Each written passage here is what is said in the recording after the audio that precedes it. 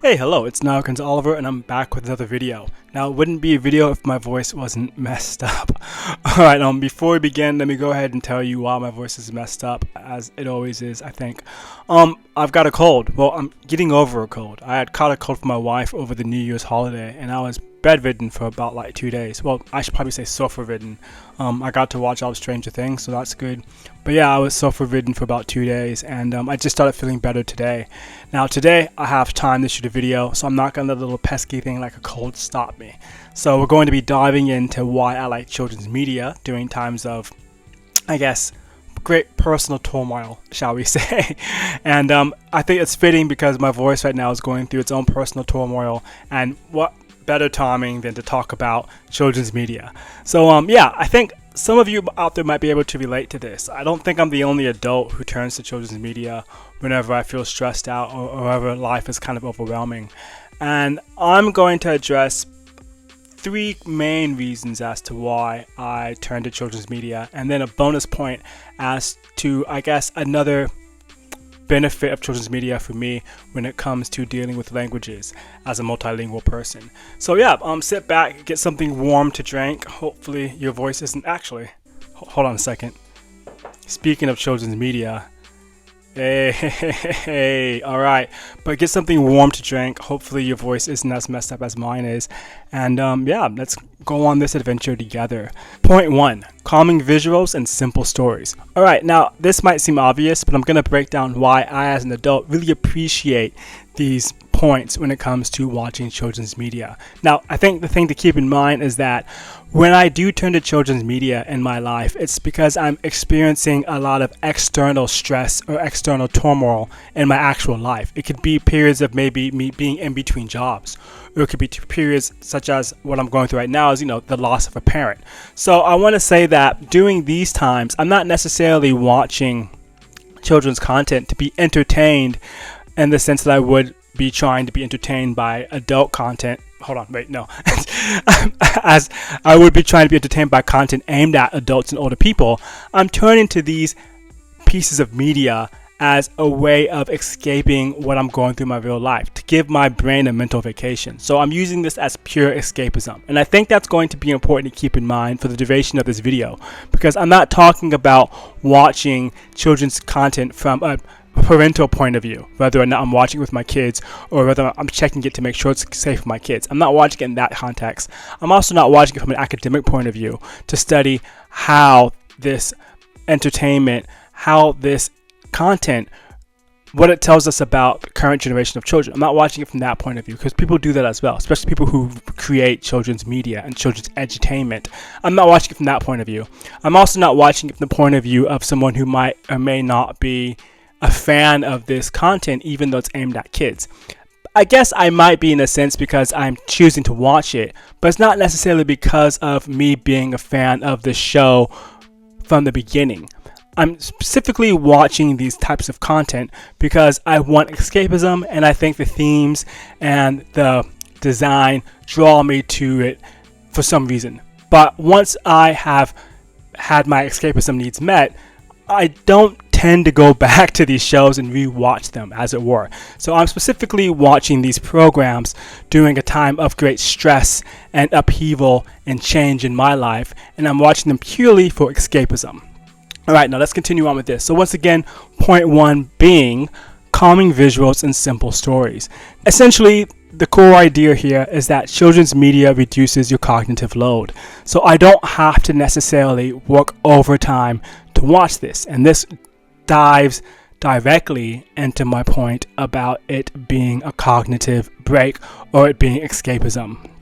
So let's talk about some of these points as to why I believe these shows allow me to take a cognitive day off, as it were.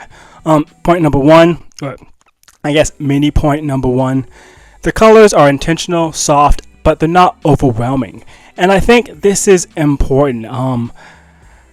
Good design can make or break a TV show, specifically if it's introduced towards younger viewers. Maybe younger viewers who might be preschool age, who might not understand every single word in the show.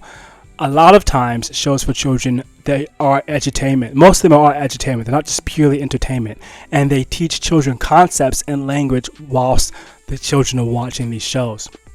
So, for example, if I'm a 3-year-old and I'm watching a show and I'm learning new vocabulary that's related to a new concept, I still have to have a way to be engaged the whole time without being thrown off. And that's going to come into design. And that, once again, leads us back to intentional, soft, bright colors that aren't overwhelming. I think recently, with the rise of streaming platforms, we've seen a lot of content kind of become flat, whether that be flat CGI in the background or it be flat colors that tend to be a bit darker than we would like them to be. We do see that things are becoming a bit monotonous. And then you turn to YouTube, for example, and you might have brighter colors to combat that, as it were, because we're now in an attention economy and everyone's fighting for your attention. But I do think that still with children's entertainment, when it comes to properly regulated content that you see on streaming sites, I think there's a nice, good, safe space there where, the colors are not too bright, but they're not too dark. They're created with the intention of holding children's interest, especially in a show like Batwheels. Batwheels is a show that I think I fell in love with, quote unquote, back on the trip to America from Japan. Oh, sorry, let's rewind that. Batwheels is a show that I began to watch on the plane ride back to Japan from America. I was interested in what the premise would be. It's a bunch of Batman's vehicles, and they come to life, and they solve crimes, and they learn about friendship and teamwork. And it's a great, easy show to watch. I think each episode is comprised of 2 mini 11-minute episodes.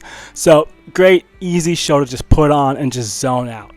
And once again, the colors are intentional, they're soft and they're bright and they're not overwhelming. This also leads to toyification. Toyification is a term where things in children's media are either designed as toys from the get-go, or they're designed to be toys and merchandise if the show takes off. Batwheels is 100% toyification in my mind. They're toys. You know what I mean? Like, what kid would watch the show and not want a toy of any of the characters, whether it be the good guys or it be the Legion of Zoom, the bad guys, quote unquote. So toyification. And I like the idea of toyification. I think it's great. Anything can be merchandising if it's planned and designed correctly. You can't have good merchandise without good design, and you can't have good, effective children's entertainment without good design, especially when it's shows aimed at preschoolers and younger elementary school age children. So I'm a fan of Batwheels because of that, and that's the first point. The second point or sub-point is that the stories, they're straightforward. There's no constant tension. Now, those of us who grew up in the West and who grew up with stories that were inspired by the odysseys and tragedies and dramas of ancient Greece, we know that usually a story has 3 arcs to it, or it has 3 parts to it, shall we say, 3 acts to it. In the introduction, Act 1, where you learn about the characters and the world, and then in Act 2 you have the tension, you have the conflict that arises, and then in Act 3 you have the resolution of said conflict, and then everyone is happily ever after.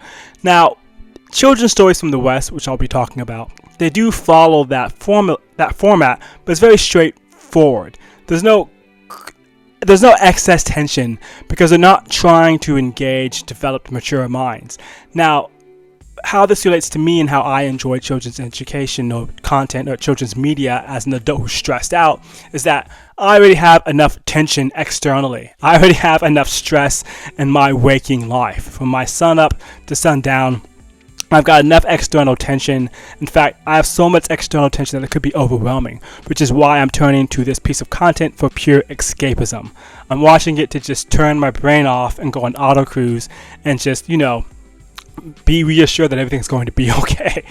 So for me, that's one of the main reasons, again, as to why I like a show, for example, like Batwheels. There's no constant tension. I'm not stressed out. And which leads me into the next point, is that I don't have to keep up or predict twists. There are no twists. Everything is very, I don't want to say it's black and white, but it's very easy to understand. The good guys are good, the bad guys are bad, and that's kind of where it goes. Now, obviously, I'm oversimplicating things Oh my goodness, my English is terrible.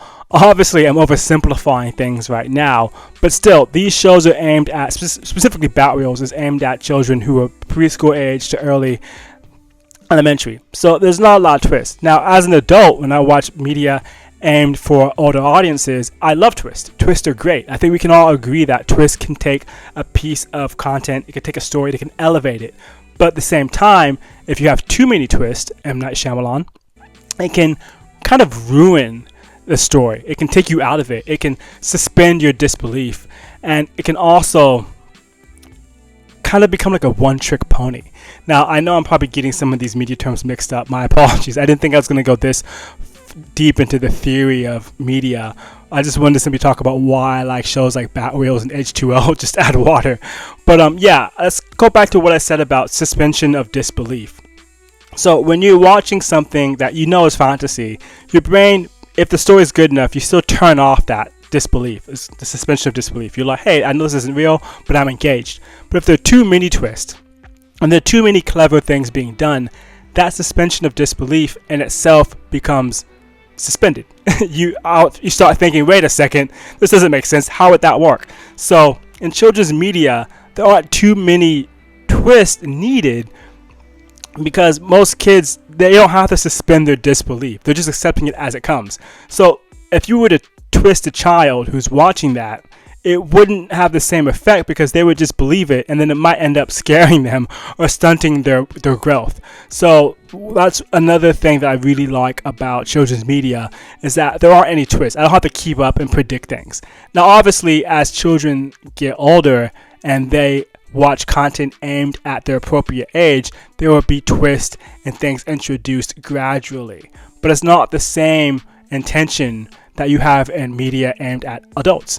For example, I think you have a lot of directors and writers who are trying to like show off sometimes by how subversive they can be, or by how creative they can be. And not everything needs to be subverted. Not everything needs to be twisted, quote unquote. Sometimes it's just good to let the stories run their course. Sometimes it's good to give people what they expected from characters they've grown to love, from stories they've grown to love. And it's not necessarily fan service, it's just good storytelling. Not everything needs to be subverted. And with children's content, especially children's content aimed at younger children, you don't have that much subversion, because these programs are still aiming to teach kids about the world. So once again, all these come back to your nervous system getting a break. Specifically with Bat Wheels, when I watch Bat Wheels now, I just put it on to just get a break and just be taken away on the adventure of Batman and Robin's vehicles fighting crime in Gotham without Batman and Robin sometimes piloting them. I don't know. But yeah, I like Bat Wheels because of these reasons. Point 2. Teamwork and self-discovery without cynicism. So now for me, I'm going to talk a bit about two different points of, two different age range shows. How should I say that? I'm sorry. I'm going to talk about two different shows aimed at two different age ranges and probably two different demographics within the kiddie entertainment sphere. However, I think both of these highlight what I'm talking about. So I'm going to keep talking about Bat Wheels, but I'm also going to talk about the Australian show H2O Just Add Water. Fantastic show, by the way. In fact, cut the video here. Go watch H2O Just Add Water right now and then come back. It's a great show, super mid-2000s, super Australian, and I can't recommend it enough. I think I watched all 3 seasons a couple years ago in between jobs, and I was stressed out. And I used to watch them before work so I could go in and pump myself up, because I was stressed out. So H2O Just Add Water, great Aussie kids show. That's all I'm going to say about that. Okay, let's get back into it. So I think the reason why I'm going to talk about these shows in particular, even though they're for different demographics and different age ranges, is that these shows, they reinforce growth through cooperation, not competition. So what I mean by that is that, one, characters, they don't succeed alone. There's teamwork at the end of the day. Each character has a role, even if it's small. So that's the second point. So let me rephrase that. One, the characters, they don't succeed alone. And 2, everyone has a role, even if it's small. Now, I'm putting these two together because teamwork makes the dream work, as it were. And if you think about it, each different situation might call for a different character to step up and be the leader. So I think that with these shows, there's no clear leader of each group. Obviously, I think in Batwheels, Bam is the leader of the group. But there are certain situations where Batman or Robin or Batgirl, they might need a different vehicle to take on the issue of the day. At that point, while there might be a quote-unquote leader, everyone has a chance to shine.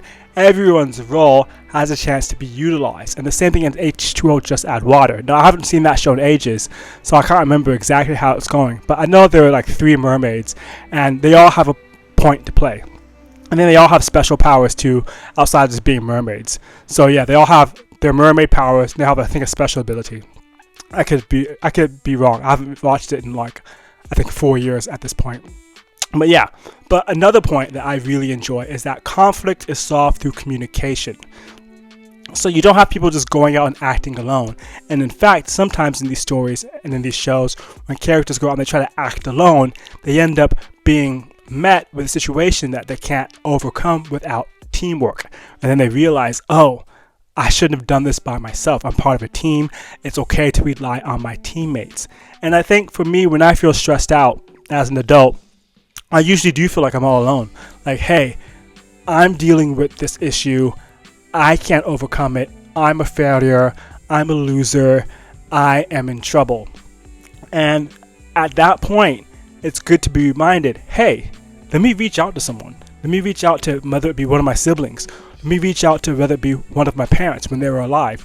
Or let me reach out to my wife. Let me reach out to my friends. Or if I have a job, maybe let me reach out to HR. Be careful. But still, it's good to be reminded when you're stressed out that you're not alone. And I think that communication is something that, while as adults we know is important, we often forget about it when we're stressed out. I think communication, I know for me, is one of the things that goes out the window first when I'm stressed out. I just want to, kind of crawl up in the fetal position and everything's doom and gloom. But these children's shows, they do reinforce the idea that communication will help you solve your problems and solve your issues. So it's okay to open up to others. So that is a great other point for me to be reminded of whenever I feel stressed out. And then the final point for this topic, this specific point, is that growth feels earned and it's not brutal. I think that in media aimed again for older audiences, we want to see the hero's journey. And I think the hero's journey, for us, we want it to feel earned. And it's the same thing for children's media too. You want the hero's journey to feel earned. But I think as we become adults, we're used to life's trials and tribulations, and we want to root for the underdog. And also, by the time you become an adult, depending on where you are in your life's journey, you might have had harder knocks, as it were.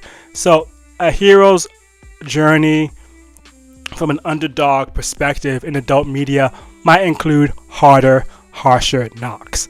For example, the death of a loved one, the death of a child, a betrayal, things of that nature. You don't tend to have this that much in children's media because kids couldn't handle that.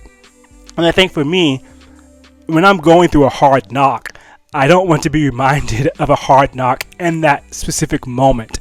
Some people might want to, but for me, when I go through the initial hard knock, I don't want to be reminded of that. I can later on, once I'm out of that time in my life, I can, go back to watching media made for adults with characters who went through harder issues similar to mine, and I can root for them. But when I'm in the thick of a hard issue, I don't want to be reminded of that.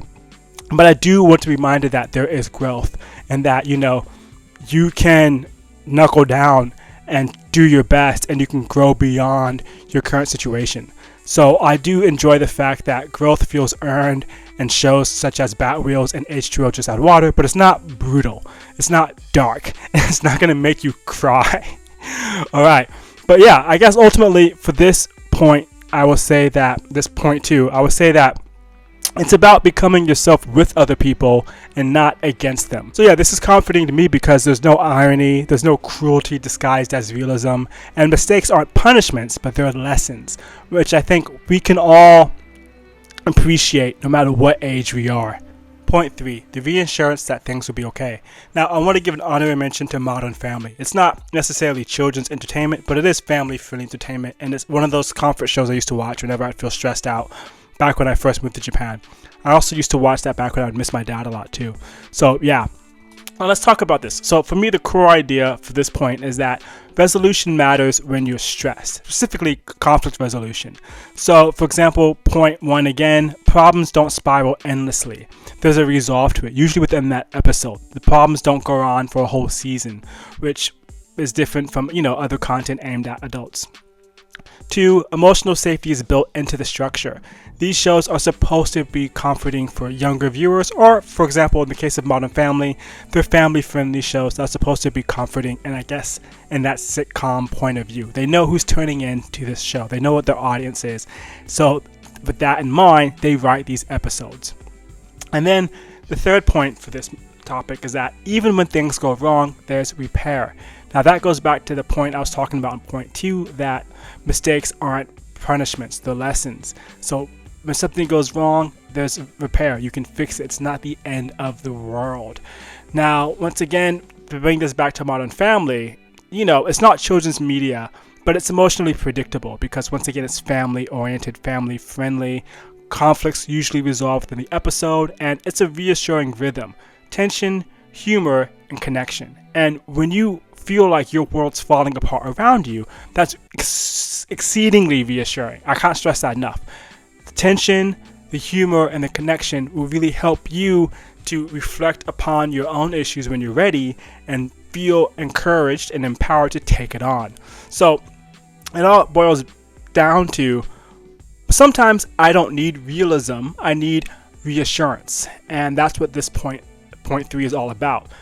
Realism, not to completely disregard it, but resolution matters when you're stressed. So I guess it brings it back to the main idea of this point, which is that when you feel stressed, you need reassurance that things will be okay. Bonus point, language keeps the mind gently engaged. Alright, now this is an extra point that I wanted to talk about, but I didn't want to make it one of my core 3 points. I wanted to make it a bonus point because it might not apply to everyone. But if you are a multilingual person like myself, I think this might be something worth checking out. So for example, for me, I speak English, Japanese, and Swedish, and I watch programming based around the original language. For example, if I watch a show in English, I'll watch it in English, and I might have Japanese subtitles for my wife, or I might just watch it with English subtitles so I can, be engaged. Sometimes you can't hear. Same thing, if I watch a Japanese show, I'll watch it in Japanese, probably with Japanese subtitles so I can, review the kanji while I'm watching it. I'll watch a show from Sweden, I'll watch it in Swedish with the Swedish subtitles just so I can, remember how to spell things. Whatever, not a big deal. It's like passive learning. However, when it comes to children's programming, sometimes I might take a show that is made for English-speaking kids and I might put it in Japanese or Swedish. Now, let's talk about why I might do this. Well, one, I already understand the structure of the show, the beats, the story, the arcs, how it's going to go. As you mentioned, it's like a cognitive break. I don't have to focus super heavily on that. But at the same time, if things are too easy for your adult brain, it might be less stimulating, and therefore you might not want to watch it. I'm not gonna, run from the fact that children's shows can be boring, especially once you've gotten out of your need to watch them. But one way to keep it going is to watch it in another language because, maybe you didn't learn that word in Japanese, or maybe you didn't learn that word in Swedish. Because once again, these shows, they are designed to teach kids new vocabulary as well as new concepts. So you already understand the structure, and then it's an opportunity to maybe learn some new vocabulary in one of your other languages. And this keeps your brain engaged without stress. So again, children's shows can be boring for adults, specifically once you have kind of healed your way out of your need to watch them. But if you engage with the show in one of your other languages, it can still keep your brain engaged without having to add any unnecessary stress to it, because perhaps you're not all the way out of the woods, but you are like 80% there. And then 3, this kind of goes back to the first point for this. It is passive learning. It's not super effortful studying. So for example, you already speak Swedish, you already speak Japanese, but maybe you learn some extra words that you didn't learn because you weren't a child in those languages. And so passive learning, which is always great. It helps keep dementia and Alzheimer's at bay, I think. 4, it prevents overthinking. So as I mentioned, children's shows can be boring to the adult mind, especially once you are no longer needing that safety net and that safety blanket that is children's entertainment.